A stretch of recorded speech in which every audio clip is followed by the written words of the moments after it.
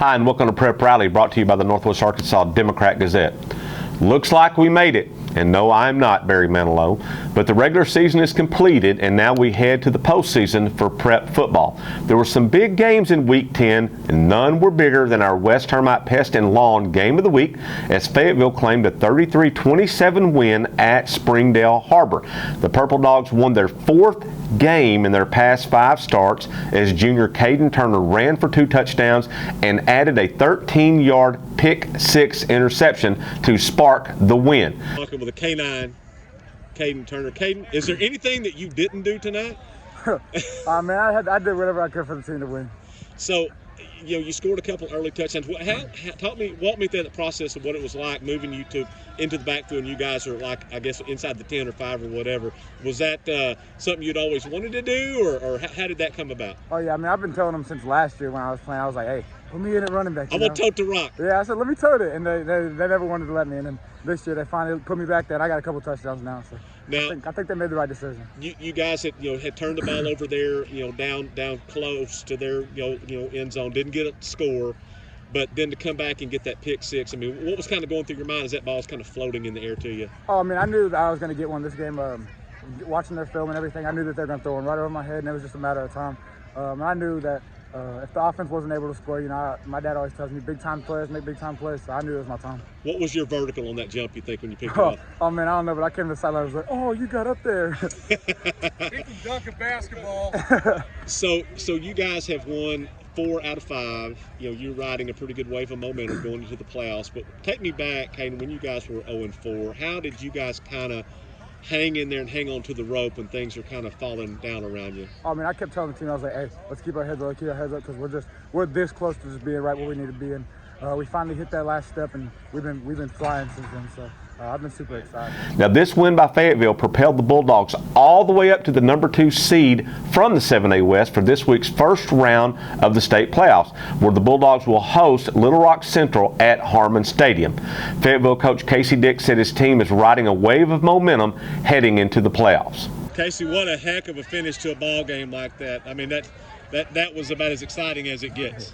That's what football in November is supposed to be like, especially in the 7A West.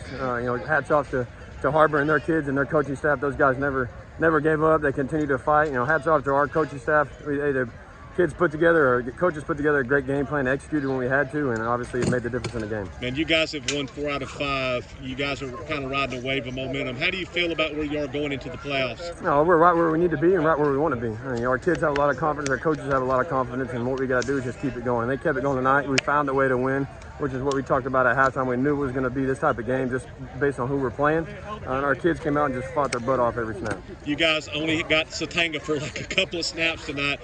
How about the play, the way the guys stepped up without having your playmaker on the field? That's what we had to do. That's what we talk about our kids all the time. Next man up. We'll figure it out on the way, and that's kind of been our motto. And they stepped in and had a great week of preparation and a great week of just practice overall, film study and walkthroughs and everything else. So hats off to our kids for stepping up for sure. Your defense played, I thought, really well in the second half. Casey, talk about them a little bit. They did. Had our coaching staff and Coach Chick and Coach Davis and Bowerman and Coach Britt and Coach Lindley, all those guys, they came in at halftime. We made a couple adjustments from what they were doing and what they were showing us, and they went out and executed and exactly what we told them to do. If we'll go out and execute what we're doing, we'll be in the same position we were. And they ended up doing exactly that and finding a way to win the game for us. Casey, you guys started out 0-4, and you're on the ropes, in a game. What was kind of the turning point for you guys? What was it that you can point to as kind of a turning point for you? You look at the defense, and when Caden Turner makes the interception to go score a touchdown there, that's big time momentum changing play, and we talk about those guys making big time plays, and that's exactly what they did. Every single island that we have, and he's the leader of our defense, and that's what we expected. Now, while Fayetteville rocked up to the number 2 seed, unbeaten Bentonville handled its business and completed a 10-0 season by blowing past Bentonville West 44-7. The Tigers got a 97-yard kickoff return from Chaz Nimrod, who also caught a couple of touchdown passes. So the Tigers won the 7A West Championship in dominating fashion and earned a bye in this week's first round of the playoffs. Over in Rogers on Friday, the Mounties won their third game in the past 4 weeks. They outscored Crosstown Heritage 49-28. Christian Francisco had 3 touchdown passes in the win for the Mounties. Now, Rogers posted a solid 6-2 record this season, and they enter the state playoffs riding a wave of momentum. Now, the completed playoff schedule will be posted at the end of today's show. Also on Friday in the 7A West, Springdale claimed a hard-fought 28-24 win on the road at Fort Smith Southside to snap a 5-game losing streak. In Fort Smith, the Northside Grizzlies snapped a 3-game losing streak. They shut out Little Rock Southwest 45-0. Northside returned 3 interceptions for touchdowns in this game. R.J. Lester had 2 of those pick sixes, and he is the subject of this week's River Valley Report by Kasius Williamson. Kasius Williamson here of the Arkansas Democrat-Gazette. Today for my River Valley Report, I got my man R.J. Lester, sophomore cornerback for the Northside Grizzlies. He had not 1 but 2 interceptions that he returned for touchdowns. And now I'm going to talk to him a little bit. R.J., you played very well on defense tonight. When you caught your first interception, what was going through your mind? Man, take it back to the house. I mean, the touchdown looked wide open, so I was going to take it back. Now on the second one, it seemed like they were trying to fake a punt, but you were able to catch the interception. Take me through that play. Well, Coach would call the plays where I had run down to make sure that I get the curl route, and he threw it my way, and I just reached up and happened to grab it and took it back. Defense playing very well tonight, holding their offense to under 200 yards. Talk about the way your defense played tonight. Yeah, just hard work, man. We've been having a rough few weeks, and we had to come out here and show what we're really about. Coach Valor talked highly about you. Talk about the relationship between you two. Man, he's a great guy. He's good with his guidance. He just helps me get through a lot of stuff, and he's a good coach. And last but not least, this is the last regular season for you and your teammates. Talk about the momentum you have going into the playoffs next week. Yeah, like it's sweet and sour that the regular season over. We don't get to have many more home games. But we got some momentum going into them. Hopefully, we can try to go get to the championship. Well, this is Kasius Williamson. Like I said earlier, this is R.J. Lester. Not 1 but 2 interceptions that he returned to the house. And I'll see you next week. So we want to thank Kasius for that report and for all the River Valley reports that he brings us every week. In Class 6A, Greenwood wrapped up the 6A West Conference Championship. They got a huge 38-28 road win at Lake Hamilton. And down in Van Buren, I think they are still scoring down there. A tremendous offensive shootout played out at Blakemore Field with Benton hanging on for a 60-53 win in this game. These two teams combined for 1,200 yards of total offense. And the Henry brothers, Jaden and Kai, they combined for 5 touchdown catches for the Pointers. In Class 4A, Prairie Grove held on for a 28-20 win at Elkins to clinch the number 2 seed in the 4A1 conference behind league champion Shiloh Christian. Now, the Tigers built a 21-6 lead in this game, then held on late as Elkins rallied to tie the game 21-21. After Prairie Grove went ahead 28-21, Elkins drove to the Tigers' 10, but the drive stalled right there. So we're going to skip over to cross country now, where the state cross country meets were held last Thursday and Friday in Hot Springs. Now, because of COVID-19, the meet was held over 2 days. Bentonville won the 6A Girls Championship and also the boys titles, while individually, Carson Wasemiller won the girls title, setting a course record in the process. Our Henry Apple covered the state meet for the NWA Democrat-Gazette, and he spoke with Wasemiller after her record run. First of all, Carson, congratulations on such a run. Thank you so much. How was it out there today? I know, besides hot. That was literally what I was going to say. It was hot, but also just thankful after conference that we had a race that wasn't wet and muddy. It was really, the ground is really hard, obviously, because it's really dry outside, so just thankful not to have another meet like conference. What was your strategy like today, and how did you pull it off? Well, I don't know. I knew I wanted to stick with Mia, because she's really fast. She's so fast, and so just mentally, I needed to stay confident and stay positive, because it's so mentally degrading to beat yourself up during the race. So just understanding that it really is in my head, and people always just say that, but it is something that really happens. So just going out with Mia and then making sure to keep my head in a positive mindset throughout the race. Yeah. At what point did you grab the lead, and once you grabbed it, you didn't let go of it? No, sir. I can't really remember. I think it was after the mile mark, but just understanding that once I got that, I might as well hold on for as long as I can, no matter what that looks like. So pushing myself, reminding myself that this is a race and people, once I pass them, are coming after me. So just making sure to stay strong throughout that, the back half especially. Yeah, and I know you mentioned Mia, but you also had to keep in the back of your mind, there's a 3-time state champion looming in. Yes, sir. Yes, sir.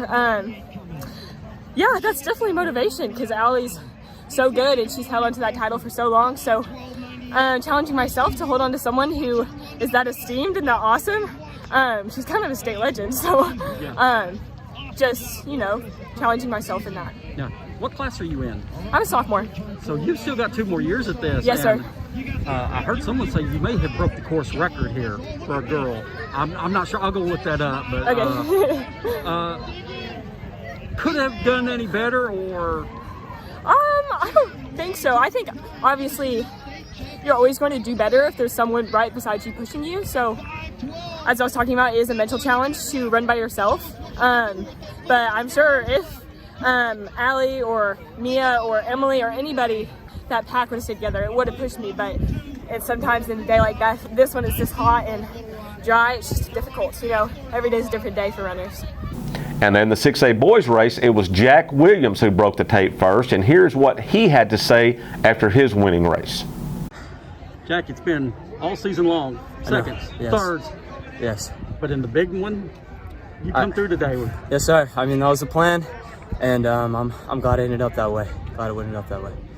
What was the strategy for you going into this race? So at the conference meet, I made a move way too early. I went at about a little over a mile to go. I was impatient, felt good, and I had the gap that I needed, but I died off at the end and ended up getting caught by a Mayberry. So I knew I had to go later, but I knew that I can gap them in that amount of time, that I don't have to rely on my finishing sprint because that's never been my best. So I went when coach told me to go, and it worked out perfect. Worked out perfect. When did you decide it was time to go? There's a red pole over there. It's about 800 meters to go, a little over, I think. But I knew if I wanted to go there, I'd have to, because they'd let me go. Because obviously it worked last time and they let me go.